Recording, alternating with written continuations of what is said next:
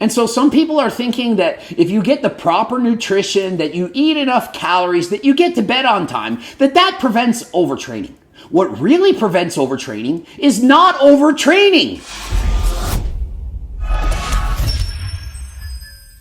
Coach Greg, and what happens when bodybuilders decide to run every day for 30 days? Well, the buff dudes, they aim to find out with the challenge of completing a 6+ mile, that's over 10-kilometer race at the end of 30 days. Will we lose all our gains? Will we lose all our strength in the gym? And is it even possible for two guys our size to run every single day for 30 days? And will they lose all their gains? No, not all, probably some. And is it possible? Well, obviously it's possible. Imagine you just can't do it. It's impossible for two guys over 200 pounds to run for 30 days. Of course they can. But really, I ask, should you?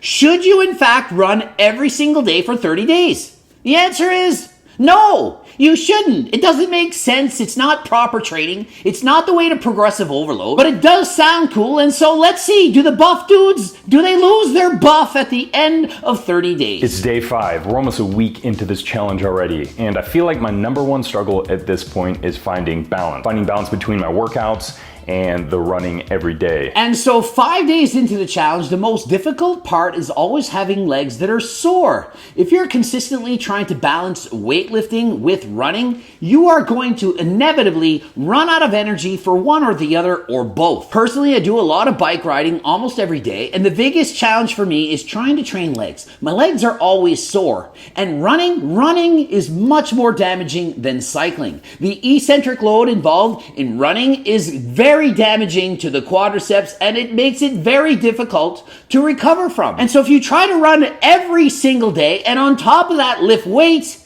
you're inevitably going to be experiencing overtraining. And so rather than running every day, if your goal is to lift weights and to run, I suggest you take days off.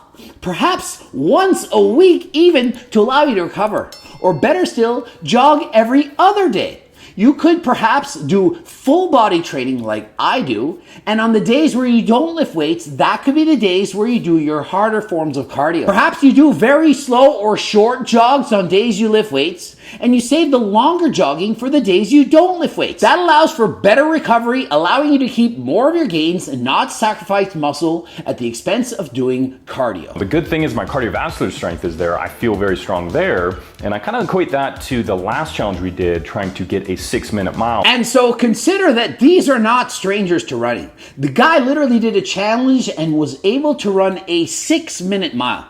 If you can run 1 mile in 6 minutes, you have very good cardio, far above average. Trust me, average person would struggle to run 1 mile in 8 minutes. And so if you can run 1 mile in 6, you are an experienced runner. And so the buff dudes already are above average runners, and so the only difference is they have to run a bit longer. And so if you're thinking it's easy to run 30 days straight because these two guys did it, think again. They are far above average runners to begin with, and so I fully expect them to be able to complete 30 days of running, although probably going to have sore legs, probably going to lose muscle. That's the hard thing. Over the years, really been training the fast twitch muscle fibers, and of course with the endurance racing, you're really training your slow twitch muscle fibers. And so actually, to run a mile in 6 minutes, you are using a lot of slow twitch muscle fibers. Fast twitch muscle fibers are explosive. That would be what you're using during weightlifting sessions or sprinting 100, 200 meters. But when you start running a mile or more, by far the predominant muscle of use is the slow twitch muscle fiber. I'm trying to hit at least a mile, if not 2 miles every day, and the pace is pretty moderate. And so the goal at the start of this 30 days is to run 1 to 2 miles. They're not taking on more than they can chew. You're not going to start going for 10-kilometer runs every single day. Progressive overload, start with a mile or 2, and as it gets easier, you gradually increase the distance, and or you could simply run the same distance a little bit faster. I'm really tracking my nutrition at this point, making sure I'm getting the proper macronutrients, and I'm also trying to get enough rest.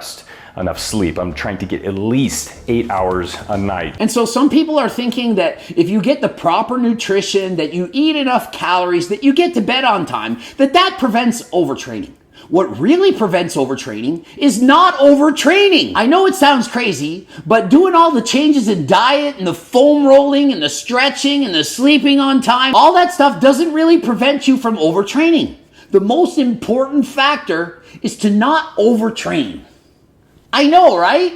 If you just slow down the jogging or gradually get used to what you're doing, perhaps the first day you run 1 mile real slow, the next day a little bit more if you're not sore, or you take a day off. And so if you feel sore, it's hurting, you can't run as fast, you should then take the day off. That is how you should prevent overtraining. Just train less, have an easy day, and so on. There's a period of this adaptation, it's gonna be really tough. So I'm really hoping next week my body really starts to get acclimated into this training. I'm not quite as tight or sore. And so he's really having a major struggle the first week. He's trying to get through it so that his body acclimates to jogging again. This to me says that he's in fact starting out too hard. Most people, when they take on a new challenge, whether it's cardio or lifting weights, they walk in and they go way too hard. You need to start out easy. Perhaps you just need to walk. Perhaps just walk a couple miles and see. And so don't expect to just start out jogging every single day. And if you are sore,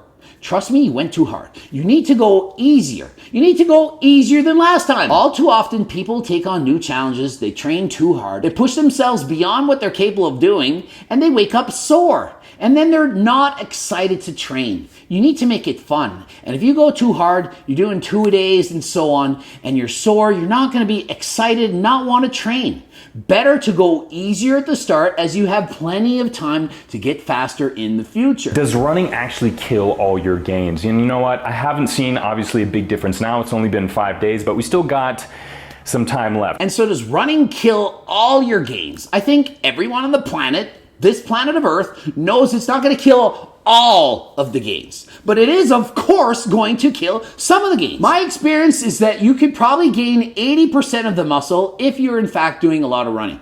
80%. So you're still going to gain most of the results while running, but not all. You can't be a distance marathon runner and a professional bodybuilder at the same time. Those sports are too different. It's too hard. But if you still love running, you want to be a dual athlete, somebody who has great cardio and muscle at the same time, you absolutely can. Just expect to only achieve 80% of your potential in either sport. It's been like 6 minutes. I gotta be closing in on that first mile.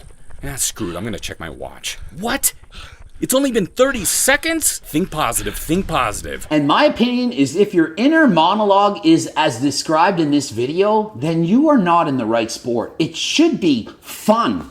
If you're running along and you're thinking it's been 6 minutes and you're 30 seconds in and you can't wait to stop and you want to stop and you have to dig through it and mindset of a champion, it's not the sports for you.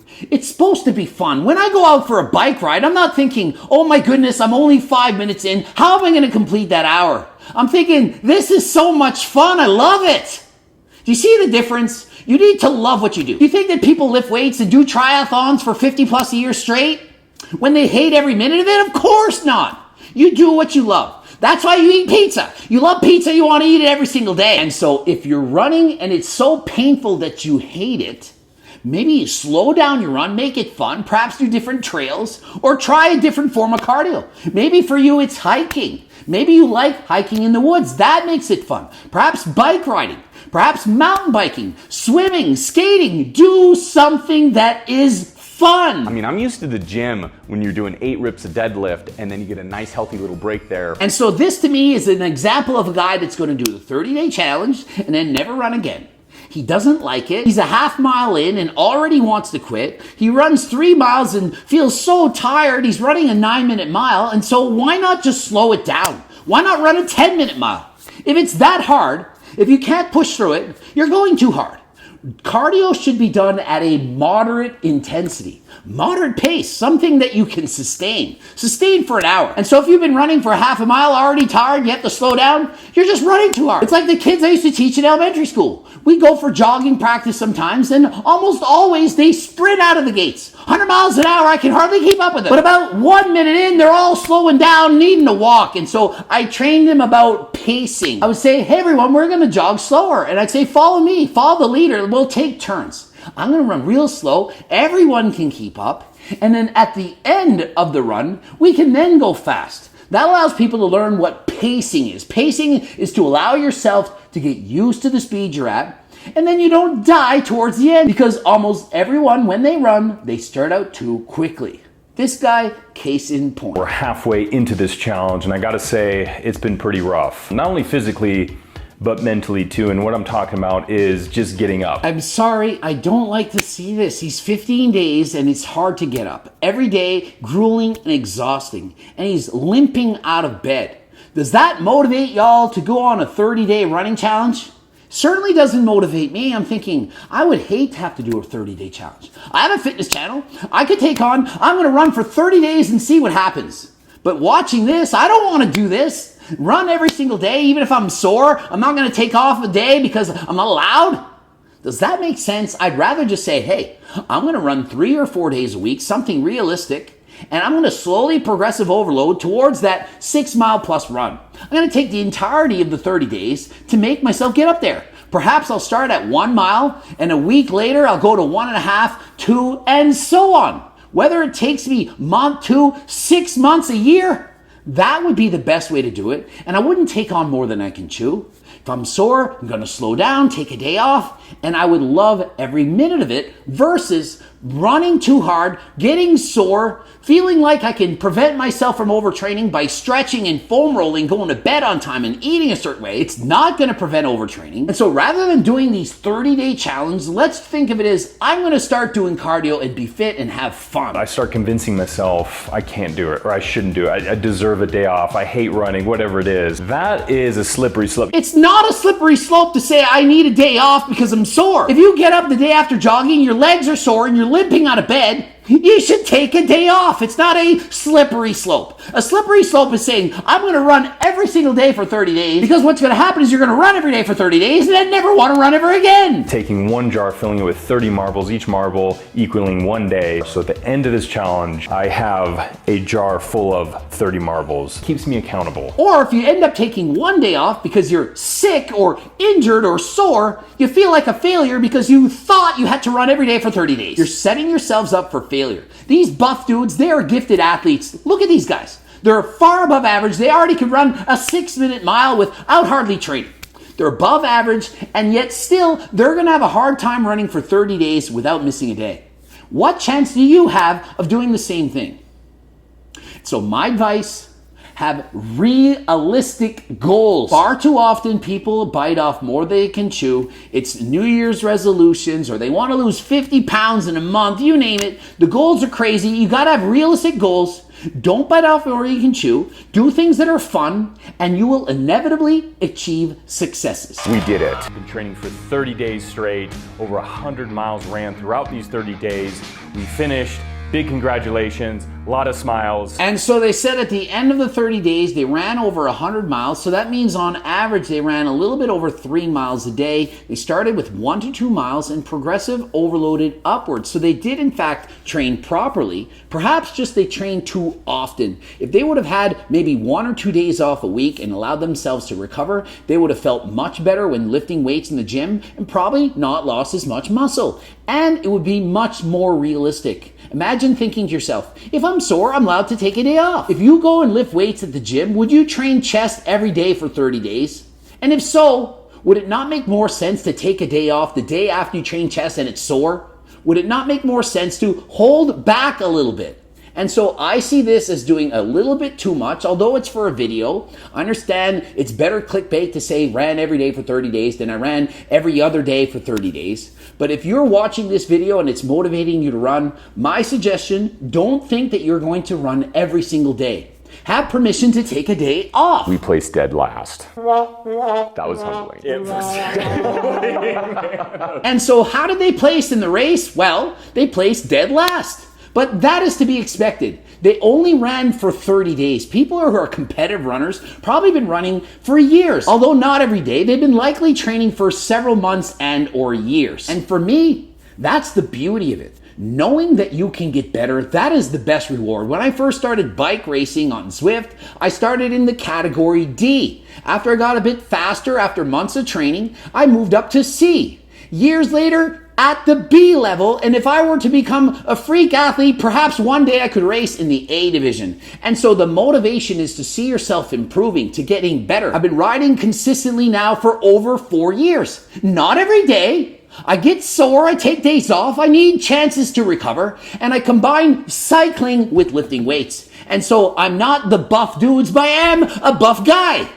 And this buff guy says you can lift weights and do cardio and not lose gains if you don't overtrain. But if you think that you can run every single day and lift weights and not lose gains, well, probably not going to be successful. Well, in regard to our physique, do you lose your gains running every single day? You do. And I have to say I lost a total of 1 pound. And so what were the end results in their physiques? Well, at the end of 30 days, they only lost 1 pound.